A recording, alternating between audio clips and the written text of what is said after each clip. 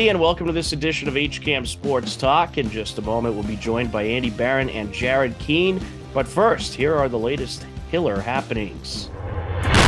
On Wednesday, April 12th, Hiller Girls Lacrosse hosted Westwood.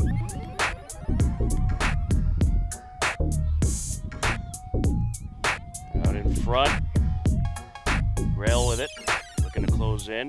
And that shot deflected. Good goalkeeping there.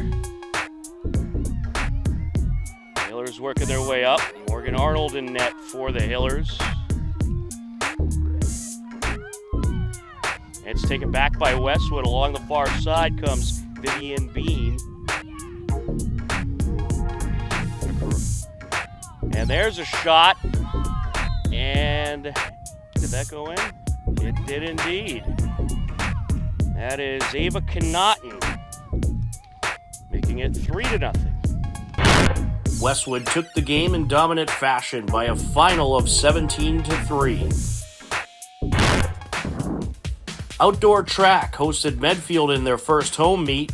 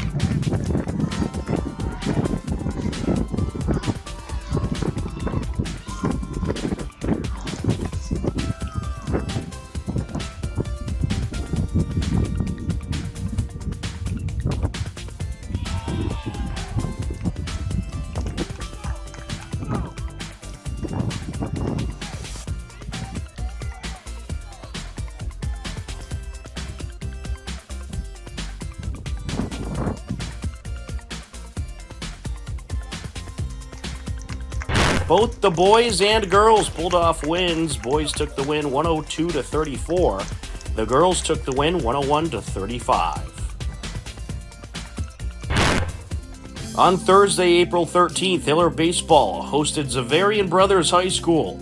Former Hiller head coach and Hall of Famer Steven Simos joined me for the call. The Hillers led 4-0 heading into the third inning. Run forever. It plays true, in fact, slower than some grass fields. Right up in the pitch, and this is hit in the air by Interente. To right field, to the fence, that's going to drop. Here comes one run in to score. Second run being waved around. And look at that, a 2 RBI double for Jack Interente as Joe Scardino and Dylan Ruff both score. Oh, that's a big spot. I was saying earlier, he's the kid that's just a couple of hits away from exploding. A lot of ability, as you saw that. Jack Interente is, he'll be the glue of the team with senior leadership, but personally, I just want to see him have some success. I would say so. And speaking of great responses, this is going to drop into center field. And Terrente being waved around. It's an RBI single for Peter Mahone. Getting that kind of production out of 8 and 9, they're going to be really, really hard to beat. They added more runs in the fourth inning. They lift in the pitch. Gets a piece of this this one. Ripped up the third base side. One run is in. Here comes a second run. Scardino's going to score. And now Simulus over to third. It is a 2 RBI double by Mitch Simulus. Yeah, brother combination. Second and third right now. We got a 45-foot lead. And this is going to be a slow roller up the third base side. Throw to first. And that is not in time, and a run scores. Well, the third baseman there just couldn't figure out where to go with it. That was a mental error. You got to plan on that ahead of time. But like I keep saying, it's high school baseball. You got caught in between. Lineup and the pitch, and he gets a good piece of this one over to right field towards the fence. Off the fence it goes. Here comes one run in to score as Simulus is waved around, and that is a long 2 RBI double for Interente. Outstanding, almost identical, but 2 fence sections over from his last one. That hit about a foot from the top of the fence. I thought that might get out of here. Hillers took the win via a 5-inning mercy, 13-3. Hillers softball hosted Ashland on Friday, April 14th. John Ritz on the call. There's a hit. Gets through the infield. Getting that runner up to third made a big difference. And another run scores for Hopkinton. RBI single for Zoe.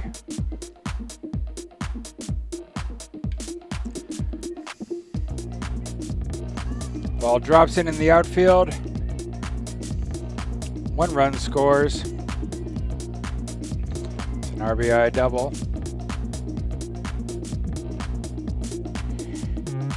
Bailey Harrigan batting now for Hopkinton. And that drops. Everything's dropping for Hopkinton.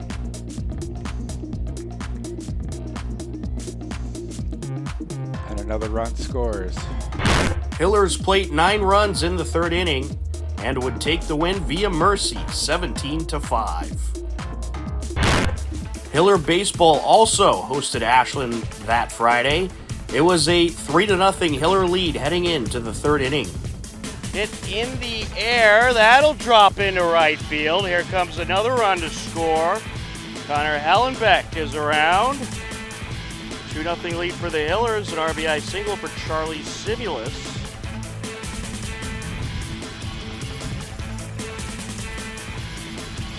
And this is going to be hit up the middle. That'll trickle into center field. Will Morgan being waved around, and he will score.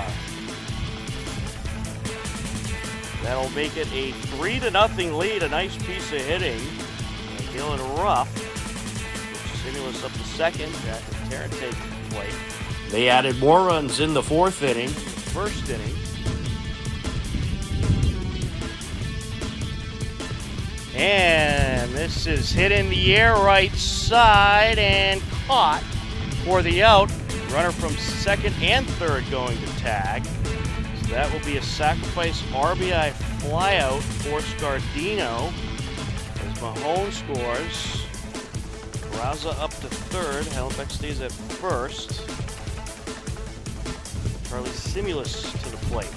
4-0 here in the bottom of the 4th. And this is hit up the middle, an absolute rope. 1 run is in. Here comes another, and it's a 2 RBI single for Charlie Simulus. Hillers would plate 4 more runs and take the game 8-0 and improve to 4-1 on the season. Hiller boys tennis also grabbed a shutout win over Wachusett that Friday. The boys are now 4-0 on the season. Girls tennis fell to Wachusett Friday 4-1 in a close match. The girls tennis team is now 2-2 on the season. Hello everyone and welcome to this segment of HCAM Sports Talk. Tom Nappy here, and we are joined by Andy Barron from Myfm 101.3 and Jarred Keene, HCAM contributor. Guys, how are you? Good, Tom. How are you? Hey, Jarred. Oh, I'm good, fantastic. I got my Hey. pasta shirt on. I'm ready to go. Tom. Love School it. vacation Love week. it. School Yes. vacation week. It's a good week. It's probably going to be our last show for a while because my schedule is absolute mayhem coming up. And we have I a lot bet. of spring sports that'll unfortunately probably overlap HCAM Sports Talk. So we'll have a lot of rerun shows and some highlight shows and different things like that. But it's always good to get a segment in with you guys.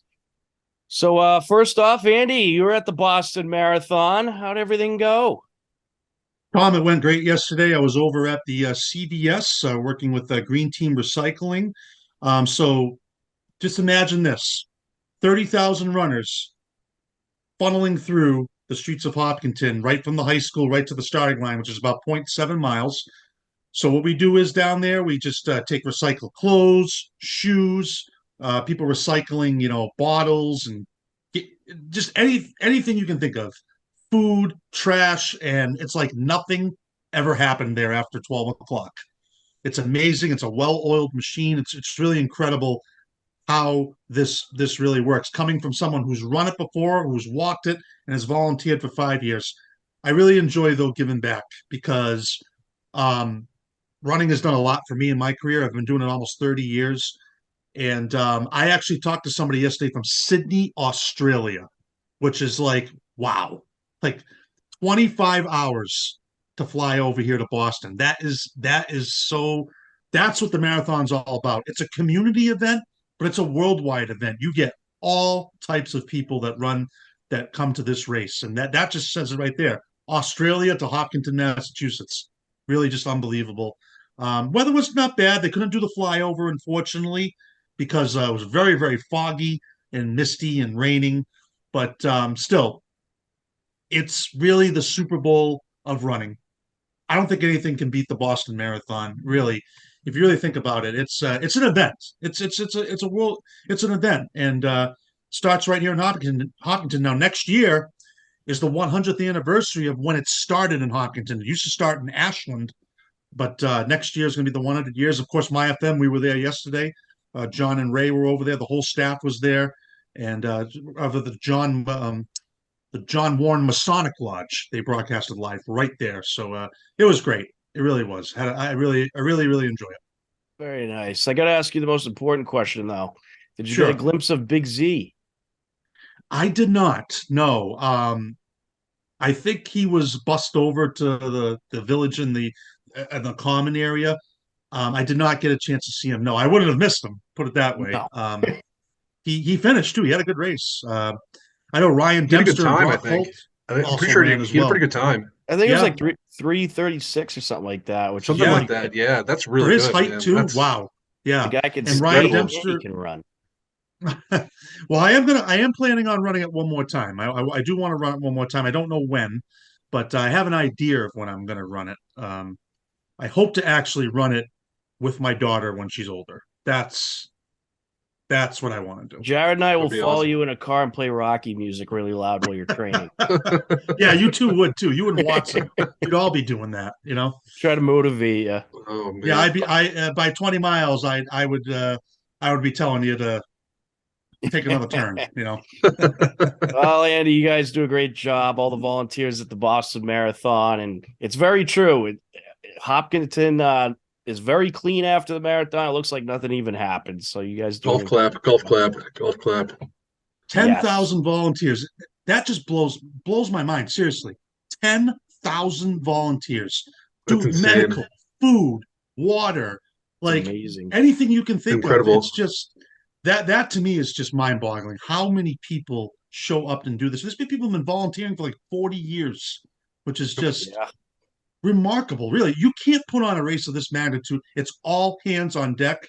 We had a chance to talk to John and I talked with Dave McGilvery a couple of weeks ago. It was an honor to talk to him, the race director of the Boston Marathon, who's done so much and really gives you an inside look of what goes on to prepare this race. It's really So just much. it's amazing. It certainly is. And I saw Marcel Hugh won the men's wheelchair for his sixth time, and he broke the Broke the record course again. record. Again, he's broken it, I believe, twice before. So That's Yeah. crazy. He's an amazing athlete, and Silver Evans bullet. the silver bullet they call him. Yeah, he's something. And then Evans Chebet repeating as champion for Kenya. This is now the 24th time since 1986 a Kenyan has won the Boston Marathon, which is just can't even. They've dominated the race. And next year, if he wins again, he will be now, I believe, the fourth runner in Boston to win it 3 times. Bill Rogers, Cosmos Nandedi, and Abraham Hussein, and Robert Chariot. So he's flirting with history here. Next year, you win 3 times, you're in a completely different category. Oh, even a win once, but 3 times. That's Oh yeah, He was it one is of the unreal. runners that we've had the pleasure of meeting before when they used to host the Elmwood runners or the Kenyon runners at Elmwood. Mhm. Certainly missed that event. Hopefully they'll bring it back sometime. Yeah. And It's been one away last since thing, the pandemic, but too. Being the 10th anniversary of the horrible events that happened, um, you know, I look back on it, and I'm going to say this, that Med Keflezighi winning 9 years ago is one of the greatest moments in Boston sports history, because you got to understand just how much emotion was involved in that. And he was talking about that on TV the other day. I don't think anybody can top that, really. Just what do you both think about that? That's a top 5 Boston moment right there. I got to No agree. That question was about it. incredible. Great No guy question about it. too. Great guy. I've He had is. a He was chance to 40 years talk old to him as well. and he won it. Yep. Amazing. Yeah. It was You just awesome to see him can't. on the broadcast. Yeah, he's a good guy too. He is very well liked by a lot of people, and I just don't think that can be topped. I mean, it's just so much Yep. emotion. It just goes to show you, like, only 2 Americans have won it in like 40 years, which is just Insane. shows you. I want to know though, is Big Z the tallest runner to ever finish? That's what I really want to He know. probably is. He's got to be up Gotta there, I be would up think, there. at least What is he, Yeah. 7'5"? 6'9", I think, right? Oh, 6'9". Something like that. Yeah, but yeah, really congratulations to Zdeno Chara. He's really a And was a he ran it for popular. Team Hoyt. Team Hoyt, yeah. Yeah, Yep. It was Team Hoyt. Yeah, incredible. he ran for Team Hoyt and did a great job. And Brock Holt and Ryan Dempster also running. Justin Turner's wife from the Red Sox also ran as well. So you've seen some local people with the sports teams. And congratulations to all the runners who finished, all the athletes, really, just the locals. Yes. It's an incredible accomplishment. If you can finish 26.2 miles, you are an impressive person. That's for sure. But another incredible Boston Marathon. Unfortunately, not such an incredible Red Sox game during the marathon. They almost came back, but again, they gave up 4 or 5 runs in the first inning. And that's been an ongoing problem with that team, is just giving up runs in the first inning. They're the worst team in baseball when it comes to runs given up in the first inning. So they're 8-9 right now, right around 500, which is actually better than where I expected them, I must say. But real quick, we'll talk a little Red Sox. I'm not optimistic about this team. I think their pitching is a mess. I think they have a couple of guys that are decent, but their pitching overall just is not great. There was something else I wanted to mention about yesterday's game, but I'll try to think of that. Anyways, guys, any thoughts on the Red Sox so far? Are they doing a little better than you expected? Or are they about right where you expected? And are you optimistic for the future? Jarred, we'll start with you because I know Andy's going to take this one over. I don't know. They're sort of about where I expected. But I'm not really excited about this team. I don't think there's really much reason to be excited about this team outside of maybe, again, a few players. Again, the pitching is atrocious. I don't know what the deal is. But guys like Yoshida, but Adam Duvall going down was big. He came in, he had a hot start, goes down with an injury that was not great, for being honest. But yeah, just not a lot to be excited about with this team. I don't know. That's all I got. Really. I thought the one good thing was Cutter Crawford came in after the rainout and really pitched 6 shutout innings, which was good to see. Hopefully we could see more of that out of him. That's a guy that needs to step up if they want any chance. But I have to agree, not too much to see about where we expected. Andy, what are your thoughts? They are who I thought they were. They're not a good team. They're just a mediocre team at best. They were absolutely embarrassed in Tampa Bay. With the exception of the first game. But after that, 26 runs in 3 games. Are you kidding me? Awful. Yep. It was absolutely horrible. That was an embarrassment. And the Angels are a mediocre team at best. I mean, they took 3 out of 4. It's better than I thought, but this team is a mediocre team at best until further notice, until I see something else.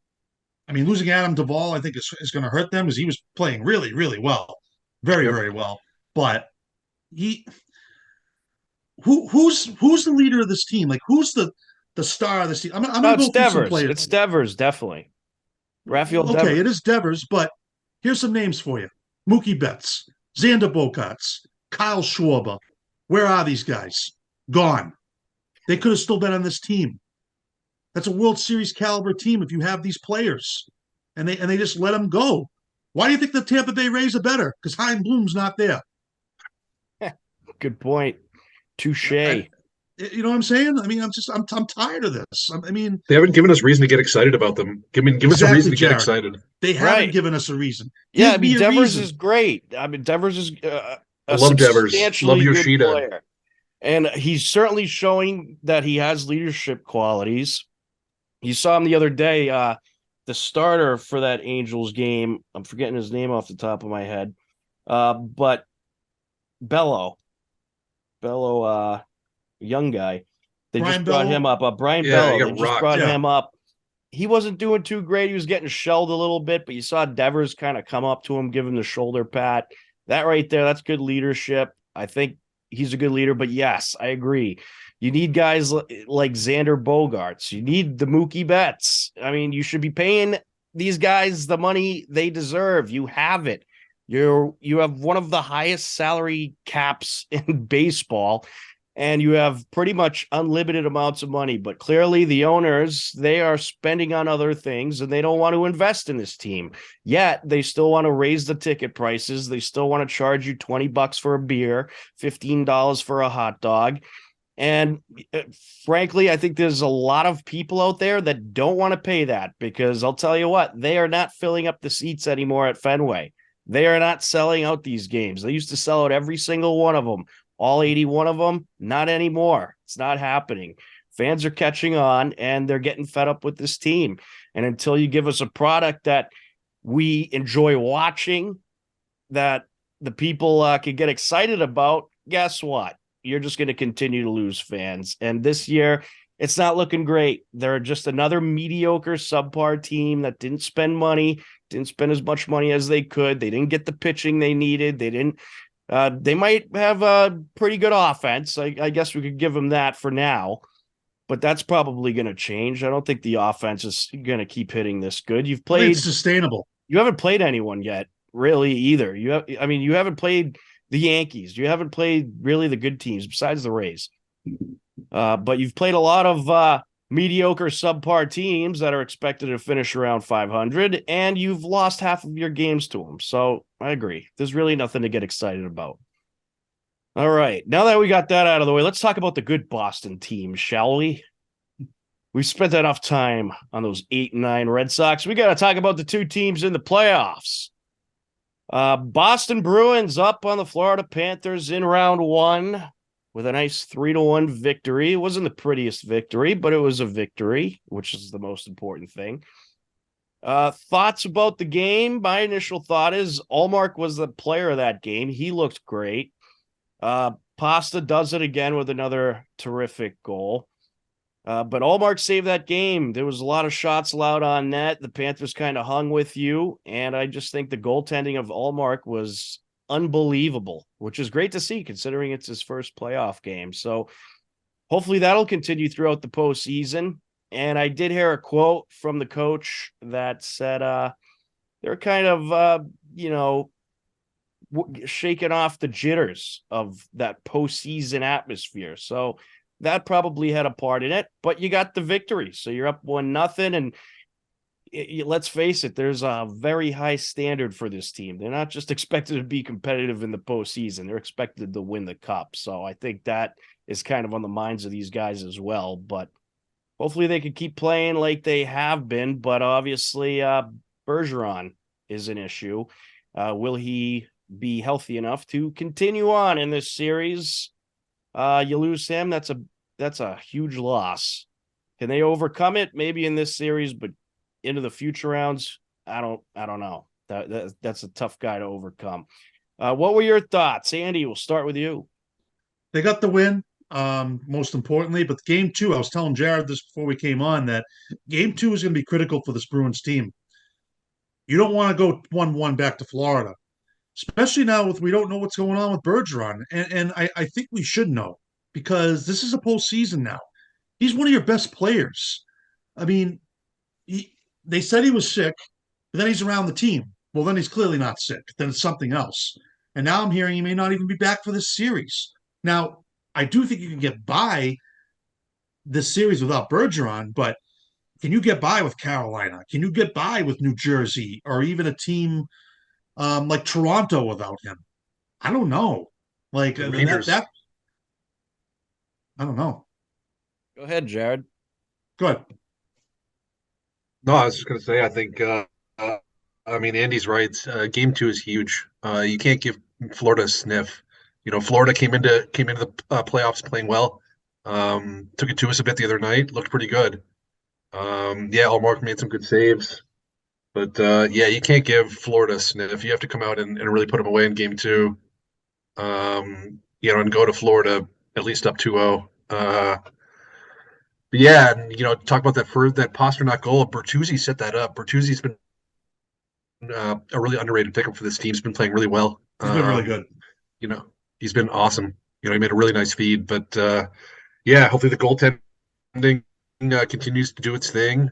And yeah, the Bergeron situation is weird, odd, whatever you want to call it. But yeah, I think we can get by. We have tons of depth. I think we'll be fine. Just need to settle down in game 2, come out and let it rip. Isn't it amazing? This Panthers team, they were the 1 seed last year. I don't know. Yeah, it's They have weird. good players They get too, though. knocked out in the first They have round. talent. I think they got knocked out in the second round. I believe they got knocked out. I think it was the second round. early. Yeah, they were knocked out early. Yeah. They definitely showed themselves to be a choke Yeah. in the playoffs, or a fluke, I guess, as that 1 seed. Are you still worried about Tampa?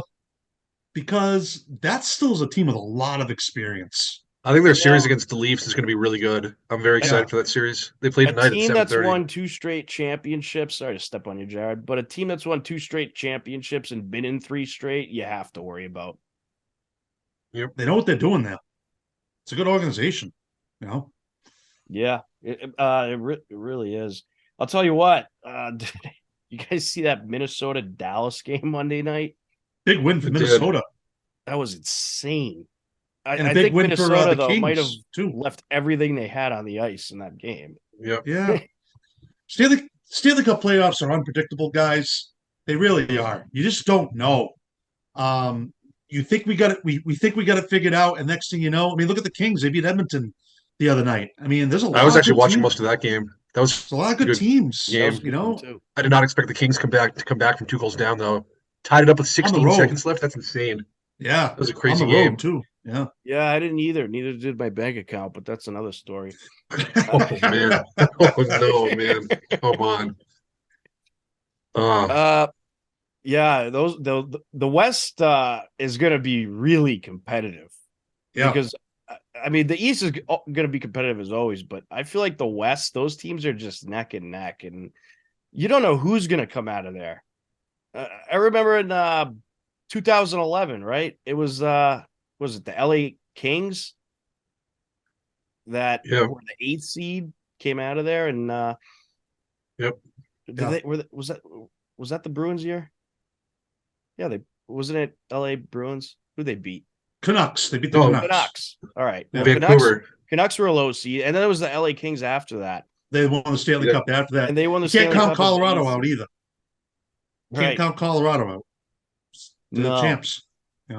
Colorado kind of got a tough break, though, getting Seattle first round. That's going to be a tough series. Yeah, Seattle's not bad. I mean, I think the East is more cut and dry. I think it's really Carolina and Boston. But Tom said in the West, I think it's anybody's guess who's going to come Wait, out. isn't it Colorado against Vegas, or is it no? It's Colorado against Vegas, right? No, Vegas is playing Winnipeg. Oh, that's right. Okay. Yeah, Vegas, Winnipeg, Seattle, Colorado. Okay. Yeah. And Rangers, Devils, Tampa, Toronto. Yeah, I agree. I think the East is more cut and dry. I don't think you can necessarily count the New Jersey Devils. They've been playing some really good hockey. No, they had a good season too, and that they're a good team. Again, that series against the Rangers is going to be lethal. Oh yeah, those two teams don't like each other. I mean, it's just that's an old school rivalry right there too. I mean, yeah. It's not original 6, but it's like original. Yeah, 8. but it's just so close. Oh, I mean, yeah. they literally play a half an hour from each other. Yeah, that's gonna be a good series. They good all series. are. I mean, Yeah. I don't think Yeah. any of these series. I'll be surprised if. I think the one that's most likely to end in a sweep is Bruins Panthers. Although I still don't think it's going to. I think the Panthers will take one somewhere. Hopefully, just one. I don't want to see a Game 7 against the Panthers. No. Then you're No, asking definitely for not. trouble. No way. You got to This take should care go of business. no more Yeah. than 6 at the most, and even 6 is pushing it. I'd prefer 5, but no more than 6 for sure. You do not want to face elimination in the first round. That will not be No. good. No. But I think Those other series are going to be battles though. Yeah. Islanders, Canes, Devils, Rangers, Lightning, Leafs, all going to be battles. Let's do it. Let's go around the table. What's everyone's Stanley Cup prediction? East team, West team, champion. Andy. Put me on the spot here. I got to. All right, I'll tell you mine first. Okay, go ahead. Easy. I'm going Bruins in Vegas, and Bruins take it probably in 7. Okay. The storylines of that series would be great. Oh yeah, yeah, and you don't want to lose that series. The former Bruins coach No, against the that would not look good. Dave Gosher on the radio. That's right. Oh my goodness, the storylines would be crazy. Yeah. All right. I'll go Bruins Edmonton, even though Edmonton lost last night. Bruins Dallas would also be viable, but again, Dallas again. I mean, jeez. Dallas is going to some have weird a games last really night. tough road. All right, Bruins Edmonton. You're going Bruins in what? How many games? Oh man, I don't know, 7. Okay. No, 6. 7. Just for the excitement. Edmonton, really? You get a lot of faith in those Oilers. Maybe not. We'll see. Andy, you ready for a prediction? I'm going to go with Winnipeg and Florida. That's what I'm going with. Wow. Nice. No Bruins, Love huh? No, I'm just teasing you. I'm writing it. No, I'm going to take the Bruins, and I'm going to go. This might surprise you, but I'm going to take the Kings. Wow. I think the Kings are a sleeper. That's a tough place to play too. Like, I mean, Boston, Los Angeles in hockey. Hey, why not, right? Yeah.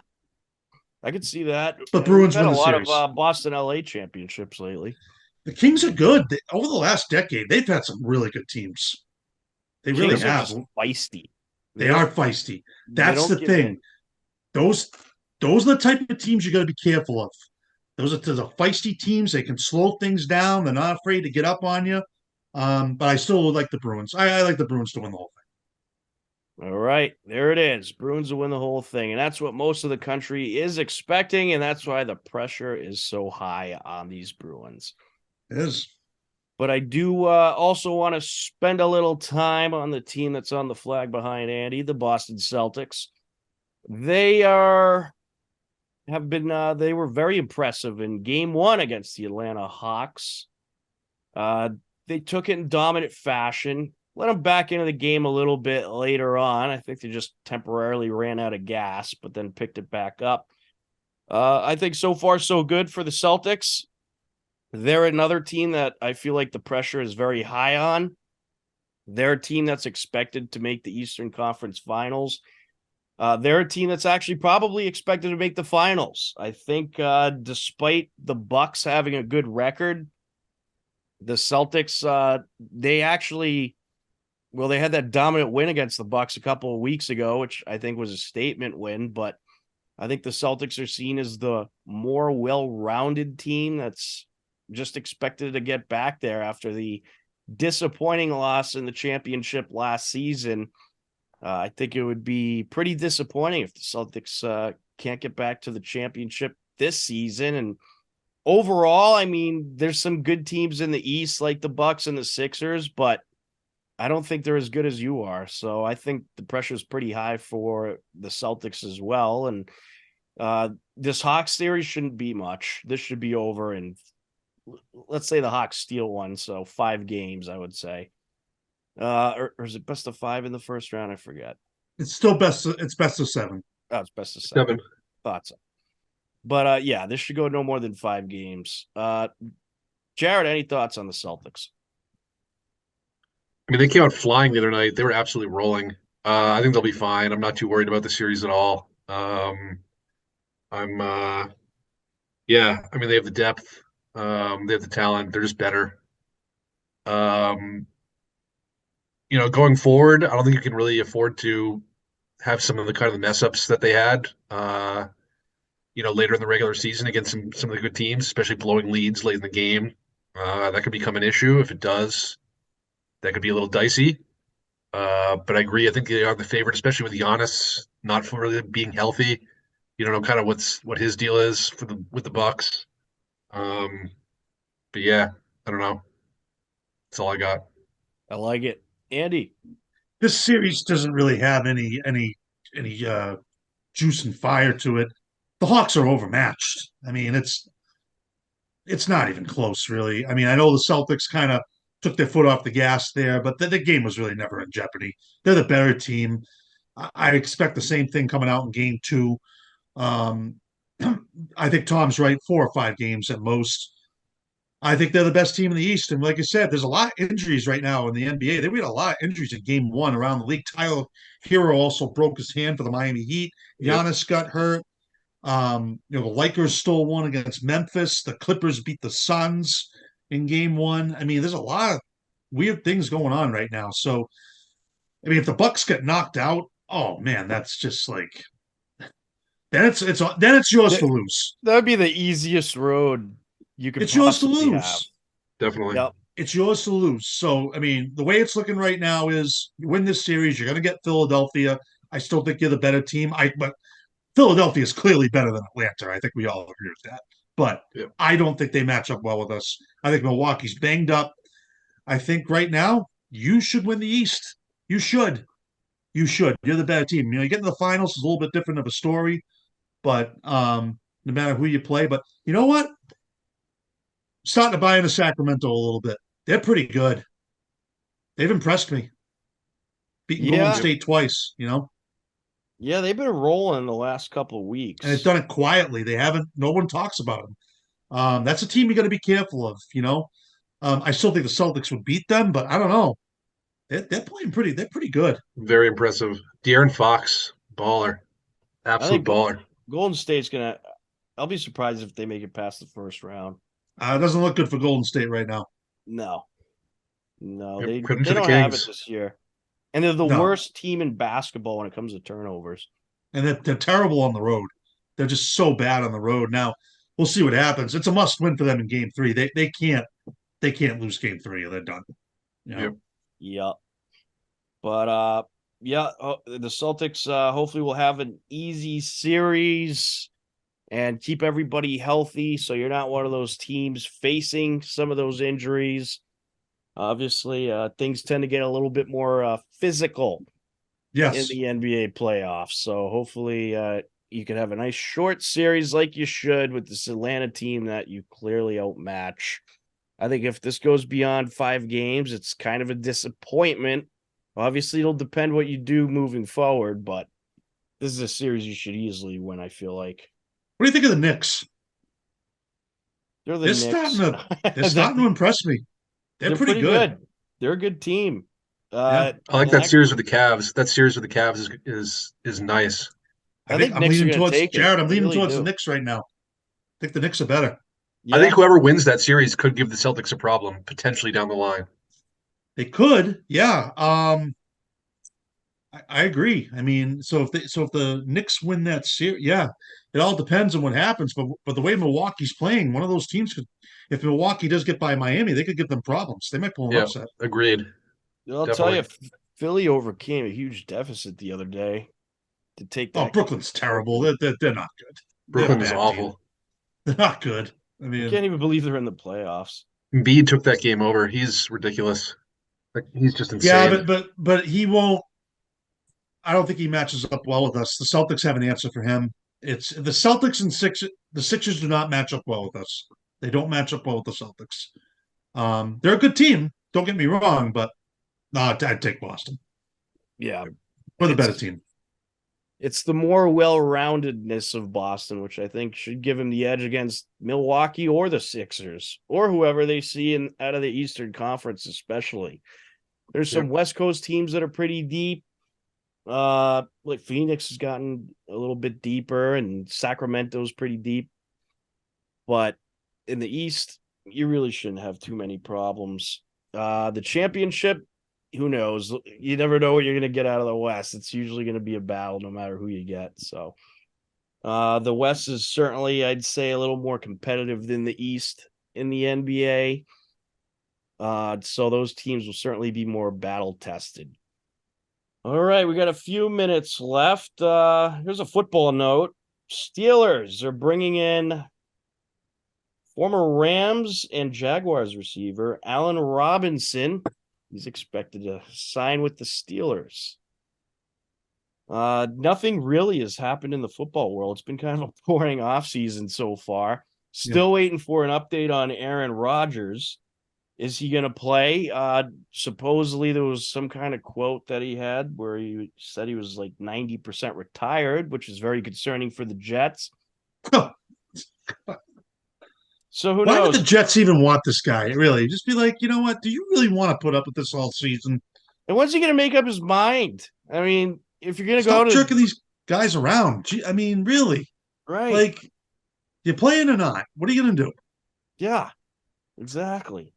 The Jets are going to be left with they're going to be left holding the bag, I'm telling you. And it's just they're going to be stuck with Zach Wilson again, you know. They'll still beat the Patriots. Mike White, I don't know. Well, the draft's next week, so let's see what the Patriots do. They got something. I have a feeling something crazy is going to happen in the draft. It's been way too quiet, guys. It's been way too quiet this offseason. It has been.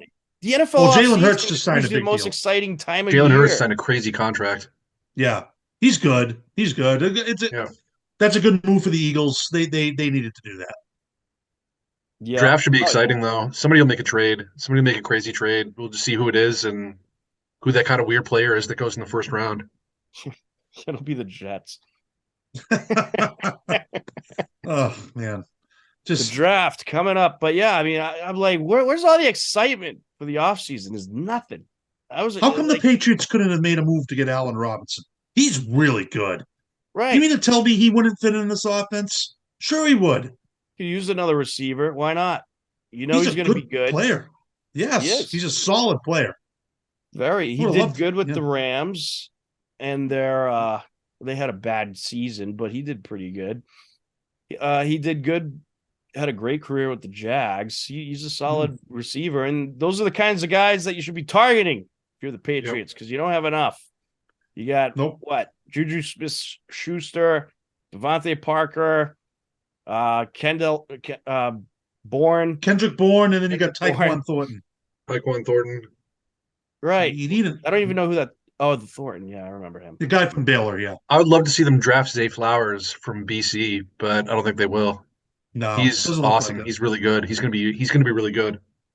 I don't have faith in the Patriots drafting receivers. I just don't. It just hasn't worked out. Nope. No, don't rely on the draft bill. Go grab a free agent or two, please, for the sake of our sanity. All right, believe it or not, we are just about out of time, so it's that time on the show where we do our final thoughts. Andy, any final thoughts? Yep. Don't forget Sports Buzz Saturday mornings on Myfm 101.3, 9 to 11 a.m. This week we'll be broadcasting live from the fishing derby at Louisa Lake in Milford. So come on down. It's going on from 7 to 10. And come on down, and we got prizes. We're going to have food, and it's just a great time. So it's a great event, and the weather's looking pretty decent. So come on down and catch a fish this Saturday. Absolutely. Great long-time event that's happened there at over 30 years now. Yeah. You doing any fishing, Andy? You know, I really don't.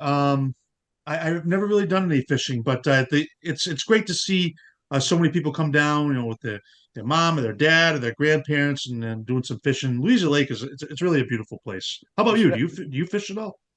I haven't in a while. I have long time ago. I do enjoy it. We should have a fishing edition of HCAM Sports Talk. We'll go fishing and talk sports. Yes. Should I go on a boat in the middle of the ocean and we'll be talking sports, Yep. With our That'd be awesome. camera will fall off the boat or something. We'll run out of gas. We'll be stuck in the middle of the ocean, and that would not be good. We'll just blame it on Steve, right? So, of course. Remind me to tell you the kayak story sometime. For another day. Right. Jarred, are you a fisher? A little bit. I haven't fished in a while, but I used to fish a bit back in the day. I used to fly fish, actually. My dad and I both used to fly fish. That is which is awesome. pretty cool. But I enjoy it. It's fun. We'll have to film Jarred fly fishing. Be great. That would be. I don't even know if I have my rod anymore, but yeah. We'll see if the show's budget can get you a new fly fishing rod. Love it. Any Awesome. final thoughts, good sir? Yeah, DeMar Hamlin being back. I think he was cleared for activity. Just great to see. Obviously that was crazy. Again, I think I talked about how excited I was for that game, and then to have that game, end the way it did because of that was brutal. But just great to see him cleared for activity, and yeah, awesome, great stuff. Yes, very happy you brought that up. That is great to see him back with the team and Amazing. Getting ready to perhaps play another season. Absolutely amazing. Also, Giannis officially listed as doubtful for Game 2. Did not practice. Oh, that is not good for Milwaukee. They're in big trouble if he doesn't play. Big trouble. Yeah, he's not playing then. I just saw that. That just came up on my phone. Wow. Well, in the playoffs, anything's possible. I mean, he doesn't have to practice to play. He's Giannis. If there's any chance he can get out there, give it a go, they'll throw him out there. But that's not looking good. That is not good for the Bucks.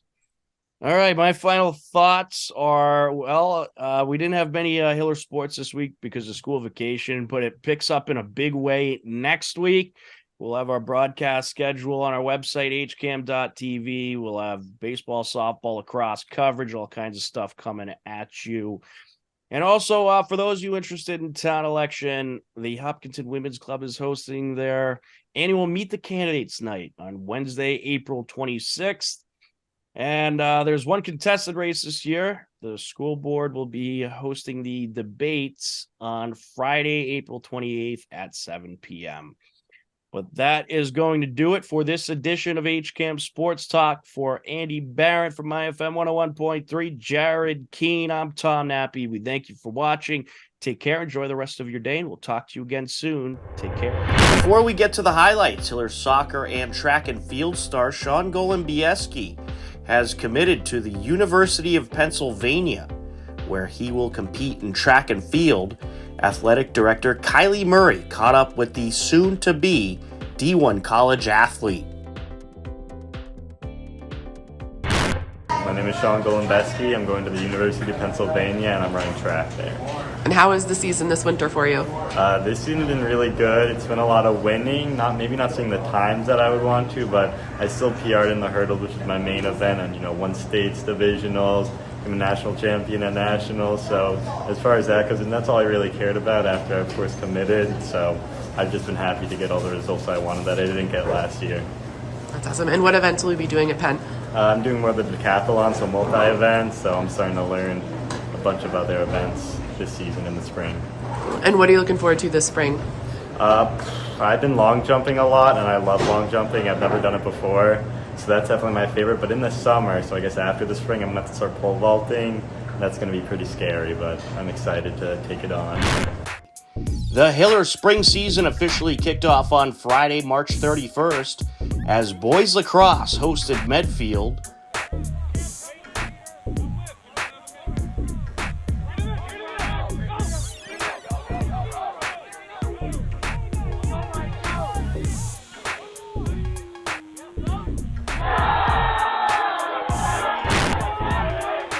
Medfield took the win in the season opener 17-6. On Monday, April 3rd, it was a boys-girls lacrosse doubleheader. The boys hosted Ashland, It was an 8-5 Hiller lead heading into the fourth quarter. Hiller's ball. Approaching, there's a shot ripped in. Logan Del Ponte.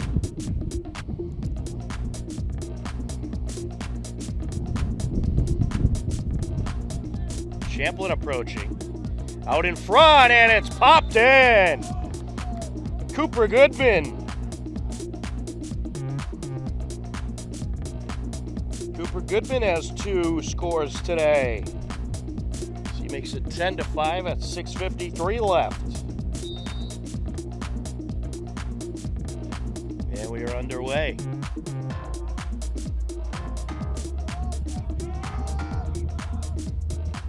Winnell's approaching. Feeds it out in front. Shot! And that is in for Ashland. I thought Nate Burns might have had it for a minute. Jake Linehan with the score. Winnell's has it. Approaching. Knocked loose. Ashland looked like they were going to be able to maintain, but the Hillers have it. Rushing up the field, that's John Sanda. Hits it over. Hillers looking for a score here. There it is. Logan Del Ponte with another one. Overdue. You're on. Out in front.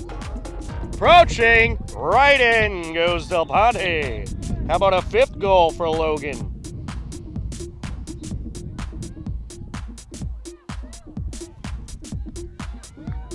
Loose ball. Killers have it. Approaching, out in front. Why not another one? Cooper Goodman with the score. Braden Hicks with the assist. The Hopkinton Hillers took the win 13-6 and improved to 1-1 on the season. Following the boys' game, the Hiller girls hosted Norwood. Hillers trying to close in once again. Loose ball picked up, and that is put in. Jamie Arena on the attack makes it 1-0. Good start for Hopkinton. Popped up, pulled down by Hayward.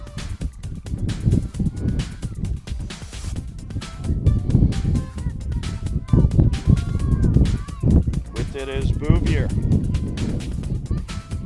Approaching. There's a second goal. Emma Dacey. Well, you can't get much better of a start than this for the Hillers.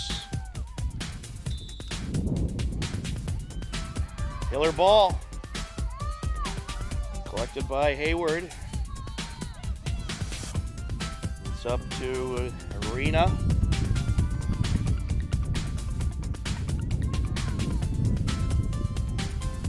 Miller's going to work it around.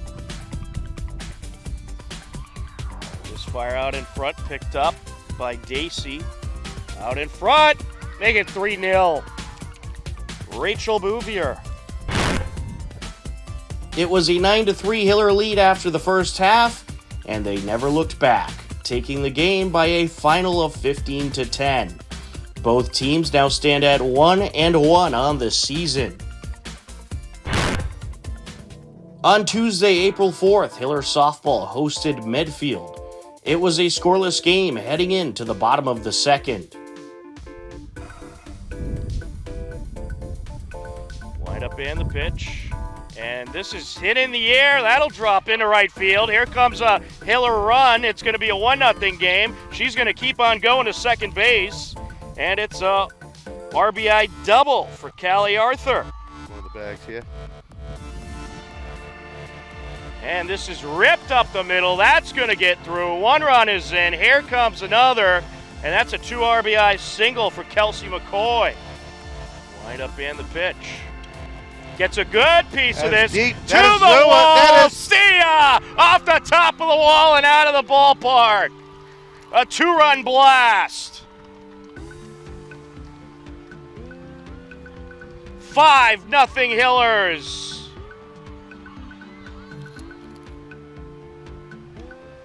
Hit in the air, right center, that drops in. Heading to third is D. Simone, and she's going to head home now. Or actually, that's Calorie, excuse me, heading home. Yeah, she held up, didn't know she was coming. The Hillers played several runs in the second inning, and despite a bit of a Medfield comeback later in the game, the Hillers would end up plating 20 runs throughout the game and took the win via a 20-8 mercy in the bottom of the sixth. Hillers open the season with a win. That night, Hiller baseball was in action versus Medfield under the lights. Scoreless game, top of the second. Wind up in the pitch. And this is a slow roller up the left side. Flip to second for one. Throw to first. And they do not double them up. They're going to say that Brock Thompson just reached. So it'll be a 6-4 force out. And a run comes around to score. Colby Hatch around to score. So you can mark Brock Thompson for his sacrifice. 1-0 Medfield. A lot of youth up and coming in the Hillers roster. As this is hit up the right side, that gets through. One run is in. Here comes another. And that's a 2 RBI single for Jack Collins. Medfield plates 3 runs and leads it 3-0, heading into the bottom of the third. And he gets a piece of this one, takes a couple hops up the third base side. Carrazza heads home as the throw to first. In time, but it's a sacrifice RBI ground out by Simulus. Hillers played a run, but that would be it. Medfield ended up taking the game 4-1 in the season opener for both teams. On Thursday, April 6th, Hiller boys lacrosse was in action versus Holliston. The game was tied at 6 apiece heading into the fourth quarter. Olsen gonna close in out in front, and what a shot there. Harrison Smith with a bullet.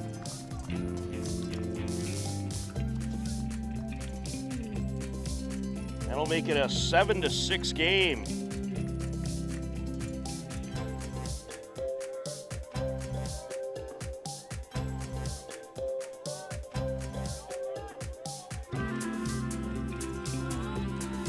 Takes a shot and ties it back up. Logan Del Ponte here in the fourth quarter. Looking to close in. And somehow Gonzalez able to wrap that around Nate Burns and put it in. Out in front, pops it in. Big time goal there. Logan Del Ponte.